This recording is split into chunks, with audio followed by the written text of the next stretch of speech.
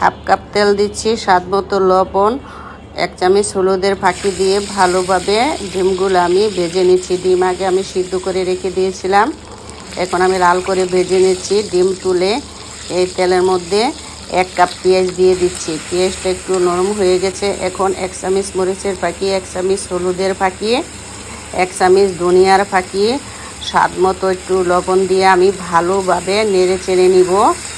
নেড়ে চেড়ে একটু কষিয়ে নিব। অল্প একটু আমি পানি দিয়ে আবারও ভালোভাবে নেড়ে চেড়ে কষিয়ে নিচ্ছি মশলাটা, পেঁয়াজটা। এখন একটু জিরার ফাঁকি দিয়ে দিচ্ছি, দিয়ে আবারও একটু নেড়ে চেড়ে নিচ্ছি। ডিম ভেজে রেখে দিয়েছিলাম, এখন দিয়ে দিচ্ছি। দিয়ে আবার আমি ভালোভাবে নেড়ে চেড়ে 1 কাপ পানি দিয়ে দিচ্ছি। পানি দিয়ে ভালোভাবে জাল করে নিচ্ছি। এখন 4-5টা কাঁচামরিচ, এখন ধনিয়া পাতা দিয়ে দিচ্ছি। আমি ভালোভাবে এখন নেড়ে চেড়ে নিচ্ছি। 1টা তেজপাতা, 2টা এলাচও দিয়েছি। বেশি মশলা আমি দিইনি, কারণ আমার ছেলে মশলা পছন্দ করে না, সেজন্য।